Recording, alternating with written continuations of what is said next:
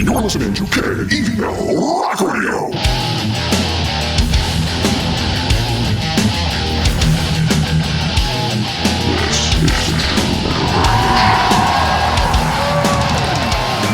On this episode of the True Metal Radio Show, we'll hear Obscura, Ginger, Creator, Lamb of God, and more. Plus... Did you say Ram of God? Ram of God. I got Ram of God. We couldn't get Lamb of God, so we got Ram of God. We got Ram of God. It's the Chinese version. But first... Did you say Chinese virgin? A toast to the 30th anniversary of Death, the album Human.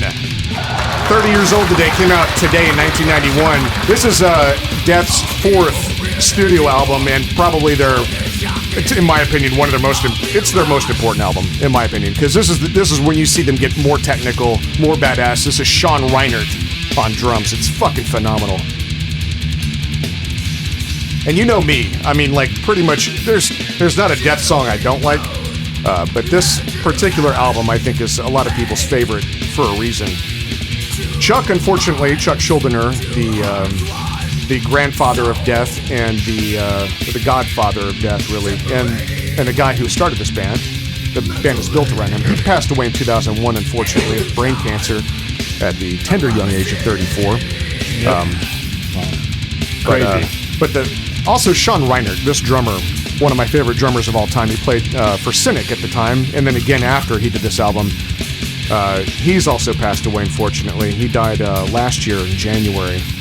Yeah, I remember going, man, if you played the band Death, holy shit. Yeah. The other member of Cynic, the other main person in Cynic, Paul Masvidal, was also on this album, and he's the other guitarist on this album. This is the only album Sean and Paul did, and it's also the best Death album, in my opinion.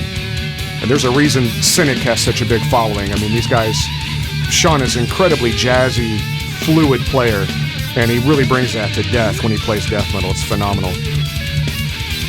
This is recorded at Morris Sound Studios in Tampa, Florida, the world-famous Morris Sound, giving the world that infamous Florida death metal sound. Florida death metal. Cannibal Corpse, Deicide, Morbid Angel. And if you're going to play Death, you go to Florida. And you go to Morris Sound, specifically. Or you did, anyway. I mean... Obituary, everybody's recorded there. Yep, that's the place. Because it's on the back of the album, that's where you go. That's right. You see an album you like, you turn it over and you go like, hey man, that's right down the street from me. Hot damn. Now I'm just trying to figure out how to play music. Oh wait, let me do this real quick. You know, it works out for you, you know what I mean? And you played a Cookie Monster fucking bump over Death, you son of a bitch? Not for Death, I'm just talking about death metal. Not Death. Not the band Death. I mean death metal. It's different. I mean, listen to Chuck. Chuck doesn't... He doesn't sound like he that. Really doesn't. No, Chuck doesn't sound like that. But he's also That's why I don't fucking understand how the band Death has death metal that follows it, for Christ's sake. It doesn't even fucking sound the same. You got technical, good... Just makes sense, stories, great written shit, and then you get... There's some bad death metal out there. I just don't get it, you know? And no disrespect, because there's a lot of badass death metal out there, but I don't know how you base a whole genre of music. Listen. And listen to this. I mean, come on. What? I'm just curious. I need someone to explain. I'm being very careful here because I'm not sure which specific song you're making fun of if there's a song you have in mind, but I don't want to even find out because we're just going to get a lot more letters. Steve DiGiorgio is on bass on this album, you know, from Testament. Oh, yeah, you don't say. Yeah. Oh, yeah. Yes. He's the surviving member along with Paul off of this album. He was also in Testament, as you know, in Obituary, Iced Earth, and all that. Obscura, he's an Obscura. On Death, there's the Obituary. Yeah. And it just kind of follows. Yeah, and I'm crying, so it's all Obscura for me. I can't. Sorry, you smeared your Obscura. God damn, Dave. That's a shame. Just let me finish the final will and testament here. Good, go ahead. I'm sorry. No, I just wanted the excuse to say A testament. testament. Yeah, you had to. This is their best-selling album.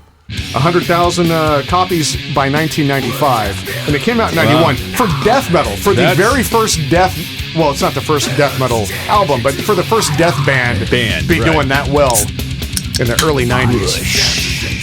Sorry. Sorry, Dave. I didn't mean to do that. Guitar World's number 82 of 100 greatest all-time guitar albums. No shit. No shit. Really? Yeah. Guitar World calls it number 82 on 82 on the top 100 guitar albums. Guitar albums, not metal albums. No. They're saying all genres of music. Well, that's fucking an achievement. Yeah. Were you one of the panelists? No comment on that. No comment. No, I would tell you what. This shit is very impressive.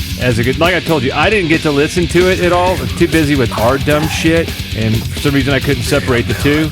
And when I started listening to this stuff just very, very past 2-3 years, and I was like, I get what Dave was all into. Yeah. Holy shit, it makes sense.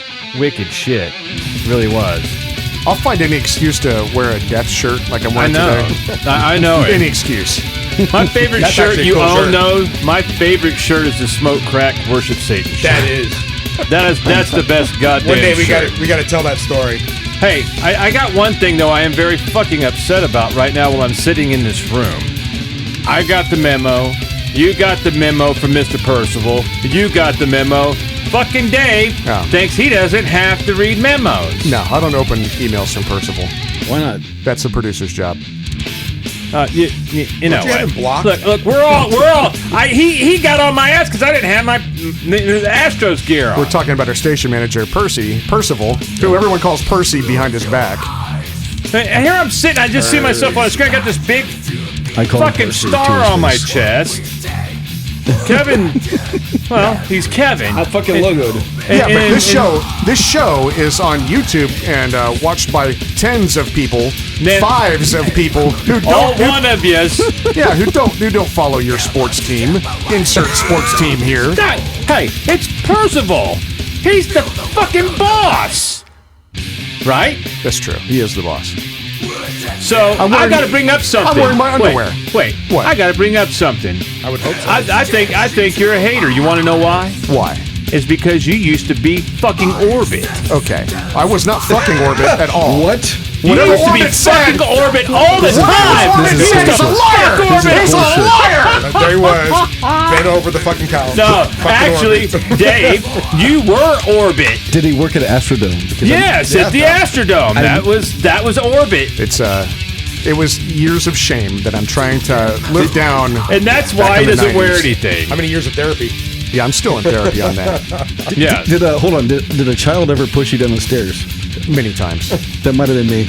Oh, you son of a bitch! They kicked him in his baseballs. Yeah, that's a real story. That's